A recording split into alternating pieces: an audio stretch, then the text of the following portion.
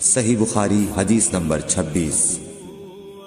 رسول اللہ صلی اللہ علیہ وسلم سے دریافت کیا گیا کہ کون سا عمل سب سے افضل ہے؟ فرمایا اللہ اور اس کے رسول پر ایمان لانا۔ کہا گیا اس کے بعد کون سا؟ آپ نے فرمایا کہ اللہ کی راہ میں جہاد کرنا۔ کہا گیا پھر کیا ہے؟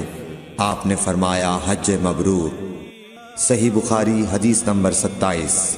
رسول اللہ صلی اللہ علیہ وسلم نے چند لوگوں کو کچھ عطیہ دیا اور سعد وہاں موجود تھے۔ وہ کہتے ہیں کہ رسول اللہ صلی اللہ علیہ وسلم نے ان میں سے ایک شخص کو کچھ نہ دیا، حالانکہ وہ ان میں مجھے سب سے زیادہ پسند تھا۔ میں نے کہا حضور آپ نے فلاں کو کچھ نہ دیا، میں اسے مومن گمان کرتا ہوں۔ آپ نے فرمایا مومن یا مسلمان؟ میں تھوڑی دیر چپ رہ کر پھر پہلی بات دہرانے لگا۔ حضور صلی اللہ علیہ وسلم نے بھی دوبارہ وہی جواب دیا۔